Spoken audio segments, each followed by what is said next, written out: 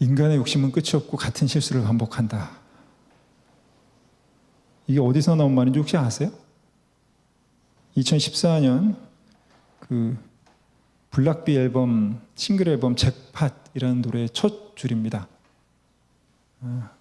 우리 딸이 하도 이걸 부르고 다녀가지고 제가 기억이 나요. 하지만 사실 이 말의 시작은 블락비 앨범이 아니라 원래 DC 인사이드에 나왔던 짤방에 있던 말인데, 평범한 말 같지만 이걸 보는 순간 정말 탁월한 통찰력이 있는 말이다 라는 것을 느꼈습니다. 오늘 우리가 함께 나눌 말씀이 이겁니다. 인간의 욕심은 끝이 없고 같은 실수를 반복한다. 성경에서 보여주는 인류의 역사는 이렇게 인간이 욕심으로 인해서 똑같은 실수를 반복하는 이야기입니다. 오늘 우리가 함께 읽은 말씀은 여러분이 다 알고 있는 바벨탑 이야기죠.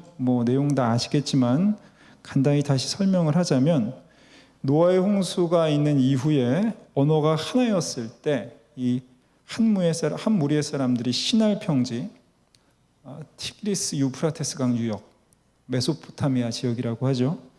이쪽으로 이주를 했습니다. 그곳에서 모의를 하기 시작합니다. 성읍과 탑을 건설하여 그 탑 꼭대기를 하늘에 닿게 하여 우리 이름을 내고 온 지면에 흩어짐을 면하자. 그리고 벽돌을 만들어서 탑을 짓기 시작을 하죠. 그런데 하나님께서 그 하는 짓을 보시고 이게 내려오셔서 언어가 하나여가지고 이런 짓을 하고 있으니까 냅두면 계속 이러겠다 싶어가지고 이 언어를 혼잡하게 하여 서로 알아듣지 못하게 하자, 서로 모의하지 못하게 하자. 그렇게 해서 언어를 흩으셔서 결국은 건설을 포기하고 온 땅에 흩어지게 되었다는 이야기입니다. 여러분, 이 말씀을 볼 때마다 어떤 느낌을 받으세요? 너무 유명한 이야기라 다 알고 있을 텐데 참 이 이야기 볼 때마다 화가 나죠. 왜 도대체 이런 쓸데없는 짓을 벌여가지고 언어가 혼잡하게 되었나. 이 집만 안 했어도 우리가 그렇게 오랜 시간 영어 배우느라 고생할 필요가 없었는데, 그죠? 한편으로는 또 덕분에 영어 가르쳐서 먹고 사는 우리 청년들도 있으니까 저희 집사람도 영어 레슨을 하기 때문에 또 한편으로는 또 감사하기도 하죠. 어쨌든 이것 좀 안 했으면 영어 공부할 필요가 없었는데 참 아쉬운 마음이 듭니다. 여하튼 이 바벨탑 이야기는 기독교인이 아니어도 아마 한 번쯤은 들어봤을 정도로 유명한 이야기이죠. 이 대부분 이 바벨탑 이야기를 할 때 왜 세상에 이렇게 많은 언어가 생겼는가에 대한 설명으로 이해하곤 합니다. 그것도 맞는 이야기예요. 이 신학자들은 이 바벨탑 스토리가 두 가지 이유에서 쓰여졌다고 생각을 하는데요. 첫 번째는 지금 이야기한 것처럼 한 뿌리를 가지고 있는 인간이 왜 다른 언어를 사용하게 됐는가에 대한 설명을 하기 위해서 쓰여졌다는 관점이고요. 두 번째는 이 바벨론에 대한 적대감으로 쓰여졌다는 그런 관점도 있는데, 사실 구약 성경에 쓰여진 것이 바벨론 포로기 이후로 보고 있는데요. 예전에는 인쇄술이 발달하지 못해서 다 파피루스에 기록을 해야 됐기 때문에 이 기록 문화가 없었죠. 그래서 대부분의 성경은 처음에는 구전으로 전해지다가 요시야 왕 때 일부 성문화가 됐다는 의견도 있는데, 일반적으로는 이 남유다의 멸망 이후로 바벨론 포로를 끌려가서 그 이후에 그 구전들이 정리되고 기록되었다고 보는 견해가 일반적입니다. 동남아 쪽은 그래도 좀 낫는데, 이 미주 쪽에 있는 한국인 2세들은 한국말을 잘 못하죠. 동남아는 좀 괜찮아요. 동남아는 학교 가면은 영어 쓰고, 동네에서는 그 나라 말 쓰고, 그죠? 태국말을 쓰든 인도네시아 말을 쓰든, 또 집에 와서는 부모들하고 한국말을 하고, 이래서 동남아에서 자란 친구들은 좀 한국말을 잘 하는데, 이렇게 언어가 분산돼 있으니까요. 하지만 영어권에 있는서 자란 친구들은 집에서도요, 학교에서도 영어, 바깥에서도 영어 그렇게 쓰다 보니까 이 부모하고 대화가 많은 집안을 제외하고는 사실 한국말을 잘 못하는 경우들이 많이 있습니다. 이 바벨론에서도 비슷한 일들이 있었는데요. 이 유대인 자녀들이 바벨론의 문화에 빠져서 하나님에 대해서 무관심하게 되고, 그러다가 유대인의 역사와 전통, 하나님에 대한 지식을 다 잃어버리게 될 위기에 빠지게 됩니다. 그래서 후세들에게 이스라엘의 역사와 하나님에 대한 지식을 전승하기 위해서 바벨론 포로기 이후에 이제 그 이전에 구전으로 전해던 하나님의 말씀이 성문화된 것이다. 뭐 이렇게 보는 견해가 있어요. 뭐 여하튼 유대인들이 그렇게 바벨론의 포로로 잡혀갔을 때 지금 미국처럼 당시 바벨론 사람들은 자신들의 그 수메르 문화가 최고라고 여기고 온 세상이 수메르 문명으로 통합될 거라고 이렇게 생각을 했었는데 유대인들 보기에는 좀 꼴사나워 보였죠. 지들이 이방인들이 그래서 이렇게 바벨탑 이야기를 통해서 교만한 바빌론은 결국 심판받을 것이다. 뭐 이렇게 선포하고 있다라고 보는 관점도 있어요.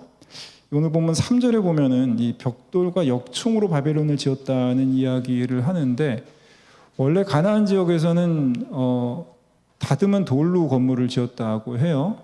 근데 이 바벨론 지역은 티그리스 유프라테스강 하류, 낙동강 하류 여기 대저처럼 산도 없고 다 진흙밭이고 막 이래가지고 그래서 이제 벽돌을 고서 지었다고 합니다. 그러니까 오늘 본문에 바벨탑이 벽돌로 지어졌다는 것은 이 탑은 바벨론 사람들이 지은 거고 그래서 교만한 바벨론은 결국 하나님의 심판을 받을 것이다 이런 의미를 담아서 바벨탑의 이야기가 쓰여졌다 하는 관점도 있다는 얘기를 좀 이렇게 길게 한 거고요. 뭐 바벨탑의 이야기가 이렇게 쓰여진 배경에 대해서는 여러 가지 관점이 있지만 하지만 이 바벨탑이 어떤 관점에서 쓰여졌든 간에 중요한 것은 이 이야기가 창세기에서 어떤 목적으로 지금 이 자리에 자리 잡게 되었는가이겠죠. 성경이 바벨탑의 이야기를 통해서 우리에게 무슨 이야기를 하려는가 이게 우리가 사실 관심을 갖고 바벨탑을 봐야 되는 거예요. 바벨탑을 뚝 띄어서 볼 것이 아니라 그 얘기가 성경 안에서 어떻게 쓰여졌는가에 관심을 가져야 된다는 거죠. 이 바벨탑 이야기는 오늘 우리가 창세기 11장 1절부터 9절까지 봤는데 이 바로 앞에 창세기 10장에 무슨 이야기가 나오냐면 노아 홍수 이후에 그 노아의 아들 셈과 함과 야벳의 그 자손들이 어떻게 퍼져나갔는가 하는 그 민족의 목록이 쭉 나와 있습니다. 굉장히 긍정적인 의미로 그 이야기들을 쓰고 있어요. 그러니까 생육하고 번성하여 땅에 충만하라는 그 하나님의 명령처럼 이 노아의 홍수 이후에 노아의 세 아들의 자손들이 각 지역으로 퍼져나가는 이야기가 나옵니다. 그런데 이런 이야기가 이어지고 나서는 원래 이 노아의 자손들이 홍수 이후에 땅에 충만하라는 그 하나님의 명령을 이행하면서 화합하면서 잘 살았더라 이렇게 되면 좋을 텐데 그렇지가 않고 떡하니 바벨탑의 이야기가 나와요. 그러니까 범죄한 인간을 홍수로 멸망시키고 이 당대의 의인 노아의 자손들로 셋세장을 시작했는데 이게 해피엔딩이 되지 못하고 또다시 하나님께 불순종하고 하나님께 대항했다는 이야기로 이 바벨탑의 이야기가 쓰이고 있습니다. 사실 이 바벨탑 이야기뿐만 아니라 창세기 1장에서 11장까지 이제 이 부분을 원역사라고 하죠. 인간의 보편 역사를 다루는 거예요. 그리고 12장부터는 이제 아브라함의 이야기를 시작으로 이스라엘의 역사가 구체적으로 시작이 되죠. 어쨌든 1장부터 11장까지를 쭉 보면 이 바벨탑 이야기뿐만이 아니라 전체가 다 계속해서 인간의 불순종의 이야기로 반복되고 있어요. 1장에 보면 하나님이 세상을 창조하시고 보시기에 좋았더라. 좋은 것 같아요. 그러다가 3장, 4장에 가니까 그렇게 좋은 세상을 만들어 주셨는데 인간이 선악과를 먹고 타락하고 이어서 쫓겨났는데 거기서도 착하게 못 살고 또 가인이 아벨을 죽이는 살인이 벌어지죠. 그리고 나서 그 이후에 5장까지 가면서 또 이제 홍수 이후에 사람들이 번성한 좋은 이야기들이 나옵니다. 번성하고 좀 잘 살았으면 되는데 인간의 죄악이 편만해져서 6장에서 8장까지는 이제 노아를 통해 가지고 인간을 다 몰살시켜버리는 이야기가 또 나옵니다. 노아의 홍수가 끝나면 아까 얘기한 것처럼 좀 말씀에 따라서 이 땅에서 잘 생육하고 번성하여 하나님의 말씀대로 잘 살면 좋겠는데 그러지 않고 11장에 가니까 또 하나님께 대항해가지고 바벨탑을 짓는 이야기가 나와요. 그러니까 이제 1장부터 11장까지 이야기를 통해서 우리가 알 수 있는 것은 인간의 욕심은 끝이 없고 같은 실수를 반복한다 라는 것을 알 수 있는 거죠. 그래서 이제 하나님이 12장에서 아브라함을 부르셔서 자기의 백성 이스라엘을 세우시게 되고 그 자손을 통해 예수 그리스도가 이 땅에 오시게 되는 거죠. 그러니까 1장부터 11장까지의 내용은 이렇게 인간이 가진 죄성, 타락한 인간의 이 본질적인 한계가 어떤 것인가를 우리에게 보여주고 있습니다. 인간의 죄성, 이 인간이 가진 죄성이 무엇으로 나타날까요? 하나님은 함께 더불어 잘 살라고 세상을 창조하셨어요. 아담과 하와를 지으시고 모든 피조물과 함께 잘 살라고, 그러면서 아담과 하와 인간을 세상에서 가장 높은 존재로 만들어 주셨죠. 인간에게 아까 1, 2부 예배를 설교를 들으신 분은 아시겠지만 아담이 세상 만물의 이름을 짓게 해주셨어요. 그건 세상을 잘 다스리라는 말씀이죠. 그러니까 아담 위로는 하나님 한 분밖에 안 계셨던 거예요. 가장 높은 자리에 세워주셨는데 그런 와중에도 내가 높아지려는 욕심에 사로잡혔고 유일하게 하나 남은 그 윗자리, 하나님처럼 되고 싶은 욕심에 불순종하고 선악과를 먹게 되죠. 그러니까 나를 지으신 그 하나님의 뜻은 생각하지 않고 모든 관심이 나의 이익을 추구하는 이기심으로 가득 찬 상태, 바로 이게 죄인된 우리의 실존적인 모습이에요. 여러분 분명히 알아야 할 것은 이기심이 죄라는 것은 아니에요. 우리의 죄성이 이기심으로 나타난다고 하는 거예요. 이 에덴 동산에 쫓겨난 이후로도 인간은 여전히 이기심의 노예로 살았죠. 가인과 아벨이 서로 좋은 형제로 지냈으면 되는데 가인이 드린 제사는 받지 않고 아벨이 드린 제사만 받으시는 거 하나님을 시기해서 결국은 아벨을 죽이게 돼요. 왜 하나님이 가인의 제사를 받지 않으셨는지는 성경에 친절하게 설명하고 있지는 않은데, 하지만 가인과 아벨의 이야기에서 중요한 것은 가인이 아벨을 시기해서 결국은 자신만 사랑받고 싶어서, 자기만 인정받고 싶어서 아벨을 죽였다는 거죠. 그 이후에 6장에 보면 사람들이 땅에 번성하기 시작했을 때 하나님이 그 모습을 보시고 한탄하셨다, 이렇게 말씀하고 있어요. 역시 자세한 내용은 나와 있지 않지만 성경은 사람의 죄악이 세상에 가득하고 그 마음에 생각하는 계획이 항상 악하다, 이렇게 말씀하고 있어요. 무슨 일이 있었는지는 잘 모르죠. 하지만 아마 지금 같지 않을까. 이기적인 욕망으로 가득 차서 서로 시기하고 질투하고 더 높아지려고만 하고 약한 사람 배려하지 않고 약자를 억압하고 무시하고 약탈하고 이런 약육강식의 세상이 되지 않았을까. 그래서 하나님은 세상을 다시 시작하기로 생각을 하셨고, 마치 그 컴퓨터의 리셋 버튼을 누르는 것처럼 세상을 리셋시킨 사건이 노아의 홍수 사건이었죠.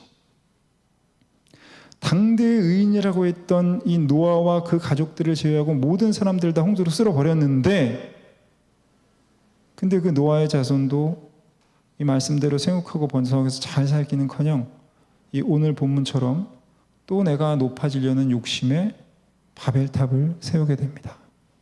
여러분, 이렇게 창세기 1장부터 11장은 인간의 끝없는 이기심, 인간의 죄성이 무엇인지, 그리고 우리가 그 죄성에 지배당하는 이기심의 노예라는 것을 보여주고 있어요. 이런 우리의 실존을 성경은 바로 죄의 종이다, 이렇게 이야기를 하고 있습니다. 어쩌면 이런 사람도 있을 거예요. 난 죄인이 아니야. 잘 살고 있는데 난 죄의 종이 아니야. 그런 말을 하는 사람들에게 제가 자주 하는 질문이 있습니다. 만일 제가 이 앞에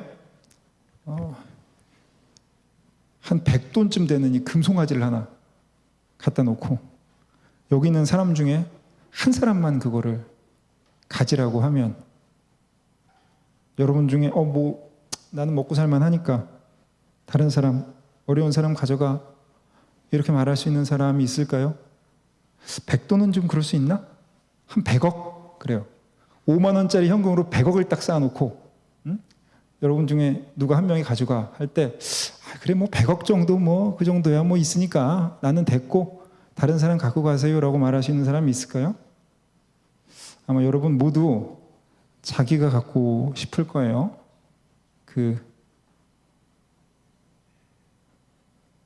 뭐였죠? 넷플릭스 그 뭐였지? 오징어 게임. 그래. 응? 오징어 게임에서 이렇게 피 터지고 싸우듯이 거긴 475억이었는데 어쨌든 우리가 그 돈 앞에 욕심을 갖지 않은 사람은 아무도 없죠. 여러분, 성경이 말하는 죄의 종이라고 하는 것은 우리가 뭐 실정법을 어기고 사는 사람이란 얘기가 아니에요. 우리가 우리 힘으로 어쩔 수 없는 이기심의 지배를 받고 있다는 거예요. 내 선택이 아니라 내가 그렇게 이기심을 버리려고 해도 어쩔 수 없는 이기심의 지배를 받아서 내 뜻이 아니라 이기심의 뜻에 복종하는 삶을 살 수밖에 없는 존재라고 하는 거예요. 그게 우리의 실존이라는 거예요. 그래서 우리가 죄의 종이라고 하는 거예요. 여러분, 우리의 이런 실존 앞에서 두 가지 실수를 하지 않도록 주의를 해야 됩니다. 첫째는 뭐냐면 우리가 우리의 이기심을 통제할 수 있다는 낙관론이에요. 우리의 이기심을 통제할 수 있다는 낙관론. 여러분, 공산주의는 좋은 걸까요? 나쁜 걸까요? 내가 또 공산주의가 좋은 거라 그러면 이게 빨갱이인 줄 아는데 사실 여러분, 우리는 모두 공산주의자예요. 여러분 어렸을 때, 물론 지금도 그런 친구 있을 거예요. 집에서 아무 일도 안 했는데 밥 먹고 옷 입고 잠자고 먹여주고 재워주고 아무것도 안 하고 부모님이 벌어오신 돈 여러분 그냥 썼잖아요. 부모님도 뭐라고 안 그러시잖아. 부모님과 여러분은 공동소유, 공동분배. 여러분의 가정은 다 공산주의였어요. 그죠? 여러분, 공산주의 자체는 전 좋은 거라고 생각해요.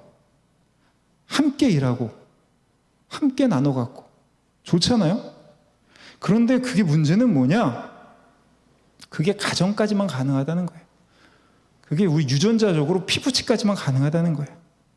내 자식을 위해서야, 내 가족, 내 부모를 위해서야 내가 나눌 수 있는데 그걸 넘어서면 이기심이 작동해요. 심지어는 가족 안에서도 그런 경우도 많아요. 부모가 자식 굶기는 집안도 있고 자식 때려 죽이는 집안도 있잖아요. 뉴스에 많이 나오잖아요. 네? 여러분, 인간이 그런 존재예요. 심지어 가족까지도. 그래서 순수한 공산주의는 인간이 이룰 수 없는 이상일 뿐이에요. 그게 가능하다고 생각하는 것은 지나친 낙관론이라는 거죠. 그래서 공산주의가 실패한 거예요. 여러분, 우리는 이기심을 이길 수가 없어요. 노력하면 이길 수 있다라는 생각은 과도한 낙관론이에요. 두 번째, 이기심을 충분히 충족하면 자유로워질 수 있다라는 오해예요. 우리가 원하는 것을 다 갖고 다 이루면 이 정도면 충분하다. 그렇게 생각할 수 있을까요? 그렇지 않을 것 같아요. 저야 원하는 것을 다 이루고 다 가져보지 못했지만 우리가 직관적으로도 알 수 있죠. 물론 그거에 비해 되게 초라하지만 제가 옛날에 카메라를 굉장히 좋아했어요. 허구한 날 이 인터넷으로 중국 카메라 알아보고 이걸 되게 사고 싶어. 내가 이것만 사면은 행복할 것 같아. 이것만 사면 내가 진짜 위대한 사진을 찍을 것 같아. 그리고 사기로 하면 마음이 두근두근 합니다. 내일 이제 새 카메라를 사겠구나. 근데 정작 사고 나면 또 시시해지죠. 하루 이틀만 지나면 또 다른 카메라에 기웃거리게 됩니다. 그렇게 사고 팔고 했던 카메라가 수십 대인데 여러분, 돈을 많이 벌면 또 만족이 올 수 있을까요? 저야 오늘 하루 쓰기도 벅찬 돈을 갖고 있지만 평생 써도 다 못 쓸 만큼의 돈을 가지고 있는 사람들, 이런 사람들은 그러면 더 이상 돈에 대한 욕심이 없어야 되잖아요.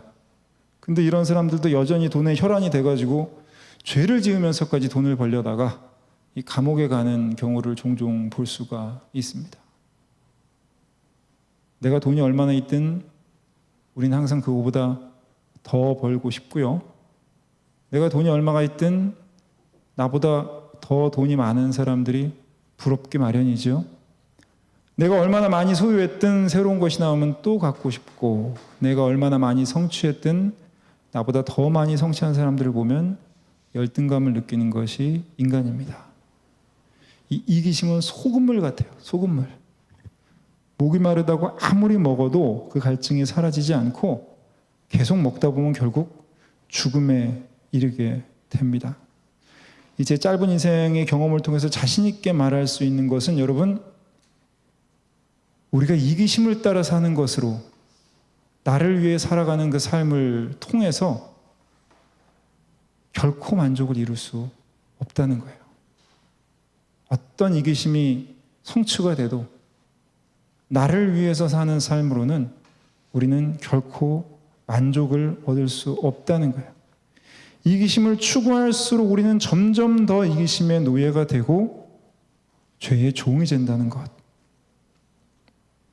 여러분, 그럼 이 이기심의 노예가 되고 이 욕심의 종이 되고 죄의 종이 된 우리의 이 실존 속에서 우리가 어떻게 자유로워질 수 있을까요?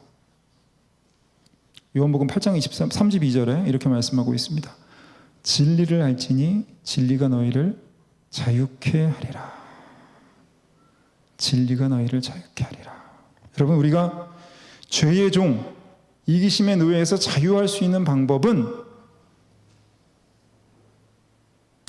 예수님의 말씀을 배우고 그 말씀에 따라 하나님의 뜻을 이루기 위해 살아가는 삶이 될 수 있도록 성령의 도우심을 구할 때, 그때 성령이 우리로 깨닫게 하시고 나의 이기심을 위해 살던 우리가 하나님의 뜻을 따르는 삶으로 변화시켜 주시게 되는 거예요.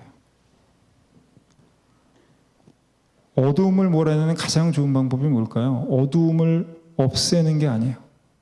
어둠을 몰아내는 가장 좋은 방법은 빛을 비추는 거예요.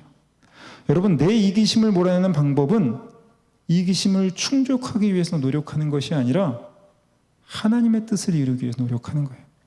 물론 나의 힘으로는 할 수가 없어요. 왜냐하면 우린 지금 죄의 종이기 때문에, 이기심의 노예이기 때문에. 그래서 우리의 모범 대신 예수를 바라보고 배우고 성령의 도우심을 구해야 한다는 거예요. 예수의 제자들도 예수를 따를 때 처음에는 그 동기가 이기심 때문이었어요.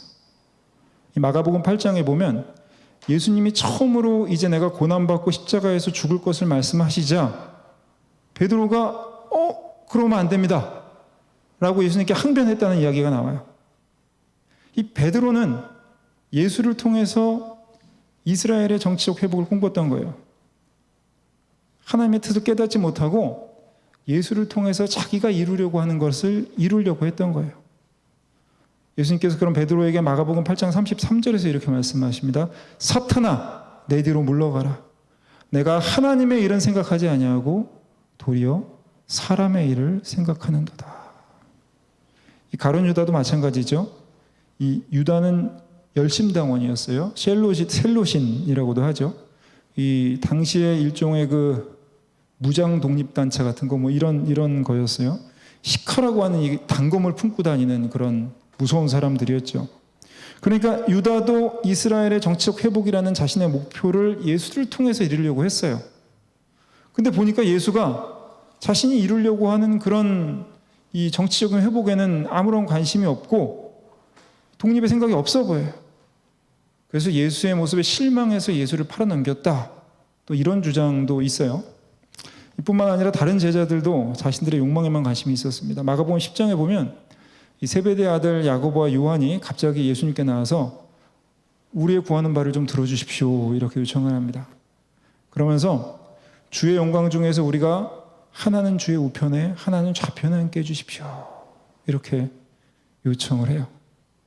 물론 이 말씀의 해석이 분분하긴 하지만 여하튼 중요한 것은 예수님의 십자가 사건 이전에 예수의 제자들은 대부분 예수가 선포하는 하나님의 나라보다 예수를 통해서 자신의 욕망을, 자신의 이기심을 이루는 데 더 관심이 많았다는 거예요.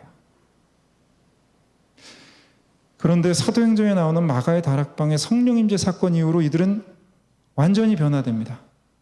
이전까지는 자신의 욕망을 채우는 것에만 관심이 있었던 제자들이 성령의 임재를 체험한 후에는 예수 그리스도의 복음, 하나님의 나라를 전하는 일에 목숨까지 바치게 돼요. 실제로 많은 그 대부분의 예수의 제자들은 굉장히 끔찍한 모습으로 순교를 당했다는 그런 이야기가 전해지고 있어요. 여러분 사도행전 2장 8절에 오직 성령이 너에게 임하시면 너희가 권능을 받고 예루살렘과 온 유대와 사마리아와 땅 끝까지 이르러 내 증인이 되리라. 오직 성령이 너에게 임하시면, 이 말씀을 통해 우리가 분명히 알 수 있는 사실은 성령의 도우심을 구할 때 우리는 이기심의 노예, 죄의 종에서 해방될 수 있다는 거예요. 예수님의 말씀, 하나님의 뜻을 알아가기에 힘쓰고 그 생명의 빛으로 우리 마음속에 이 이기심이라는 어둠을 비추고 우리를 변화시키시는 그 성령님의 도우심을 간절히 구할 때 우리 안에 있는 이 이기심과 욕심을 추구하는 이런 어둠이 물러가고 하나님 나라의 비전 안에서 참으로 자유로운 예수의 제자, 하나님의 자녀로 살아갈 수 있게 된다고 성경 우리에게 말씀하고 있어요. 그렇기 때문에 우리가 오늘 모여서 이렇게 예배하는 것이고요, 찬양하는 것이고 기도하는 것이죠. 요즘 청년부에서 매일 아침 기도로 시작하자는 운동을 하고 있습니다. 매일 아침 말씀 카드를 단톡방을 통해서 보내고 있는데 별거 아니에요. 아침에 눈을 뜨면 짧은 말씀 한 절을 읽고 거기 나와 있는 기도문을 한번 눈으로든 마음으로든 입으로든 읽고, 그리고 잠시 동안 지금 이야기한 것, 오늘 하루도 나의 이기심과 욕망을 내려놓고 하나님의 뜻을 구하며 살아갈 수 있게 도와주십시오. 내가 예수 그리스도의 성품을 품고 살아갈 수 있게 도와주십시오. 그렇게 아침에 짧게 성령님의 도우심을 구하고 하루를 시작하자는 거예요. 여러분, 이게 아무것도 아닌 것 같지만요, 큰 바위가 위대한 조각이 되는 것도 정으로 하나하나씩 쪼아내가지고 수년 동안 쪼아냈을 때 아름다운 조각품이 되는 거예요. 아침마다 하는 이 기도와 이 각오와 이 노력이 여러분의 삶을 조금씩 바꿀 거예요. 여러분 마음속에 그 이기심의 노예가 되었고 죄의 종이 되었던 그 마음을 깨트려 주시고 변화시켜 주실 거예요. 이 죄는 강물 같아요.